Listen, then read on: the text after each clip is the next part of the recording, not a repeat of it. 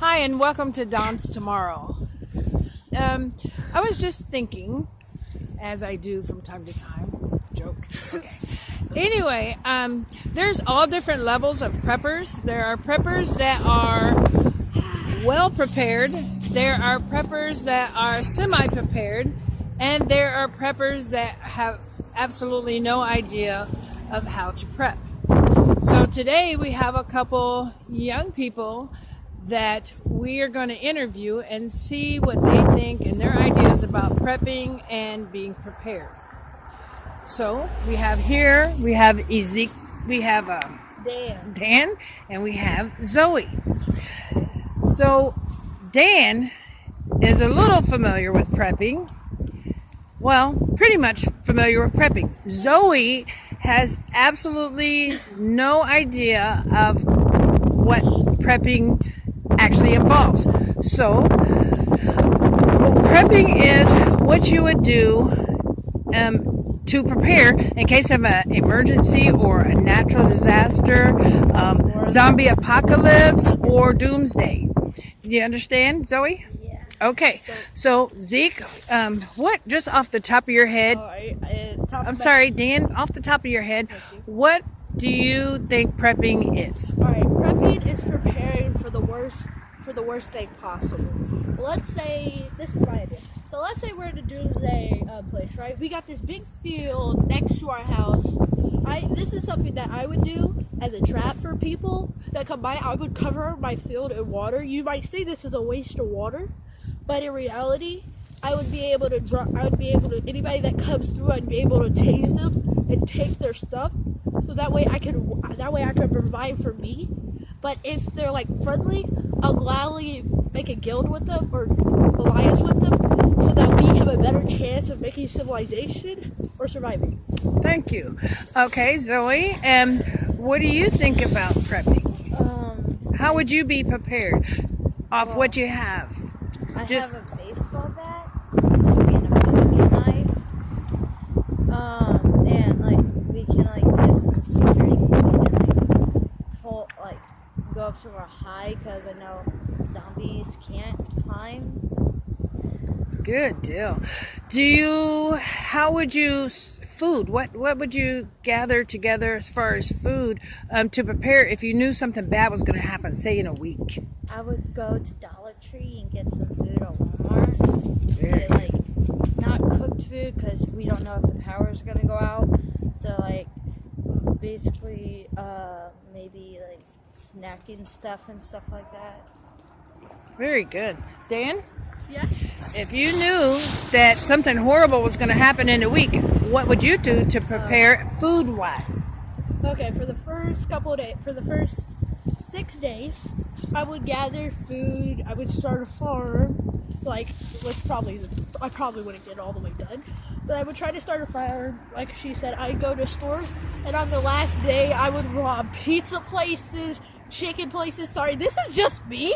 I would rob chicken places, fast food joints, Subway. Don't get me wrong, I'm a good person, but yeah. So the farm idea, you would seeds. I mean, where would you get seeds? Stores. And Or would you from my grab food. seeds, or would you? Yeah, I grabbed seeds. I started farming first in my house, so that way I know they have a good chance to grow.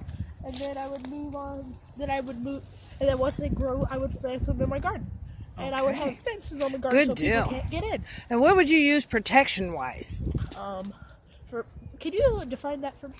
Someone, if you're trapped in your house and someone's trying to get in your house, what would you do to protect yourself if they actually got in?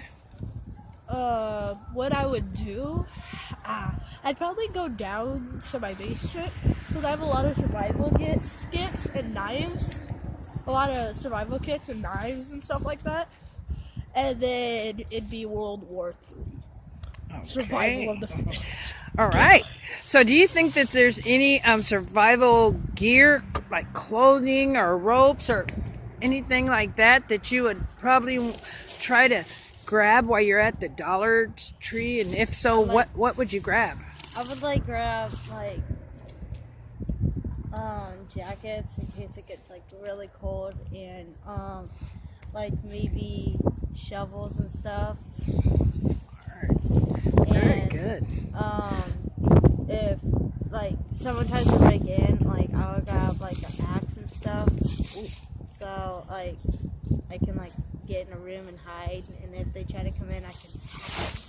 Right. Do you think, Dan, that you would want any of your friends or family to be with you, or Yeah. would you rather be by yourself? A lot of more. I would have like to have a lot more people, so that way, if let's say I'm out in a long field, right? Because I personally don't like having more than one entryway. But if I have multiple people, I know that they're covering multiple ways that people can come in and attack. Very good.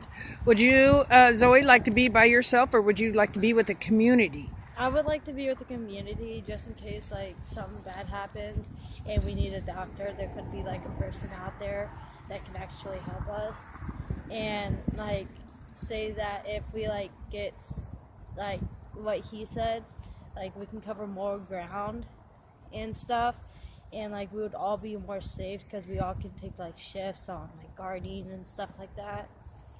I like that.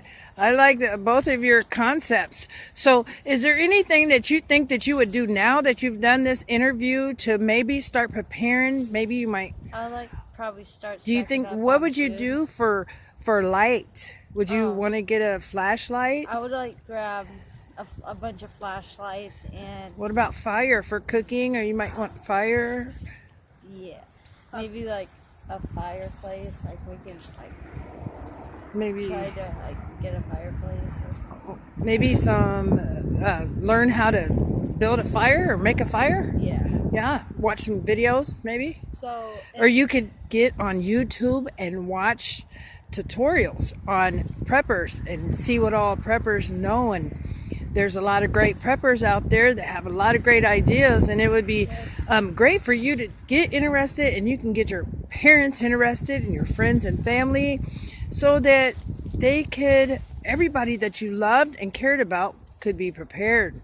Wouldn't that be great? Yeah. Because you never know what's going to happen. I have something else. If you like to use your phone a lot, I would suggest you get a bunch of solar chargers, portable chargers, and stuff like that. Because I know personally, if I can find a group of people, I'm going to get portable chargers, right? So that way I know that I have a safe place to go. Then I'm going after like Speed Connect and places like that to see if I can turn the Wi-Fi back on. I mean, infinite Wi-Fi, people, come on. But second of all, yeah, Wi-Fi. There's no Okay. You think communication's important, Zoe? Yeah, just in case like maybe there's a bunch of people out there that's not in trouble yet. They can like I can get in contact and see if like anybody else has found anything out or Do you know about hand radios? Like, oh, well, you might want to check that out on YouTube too. You can find out about those like walkie-talkies and things like that, where the signal can reach other people and you can talk, and you don't have to really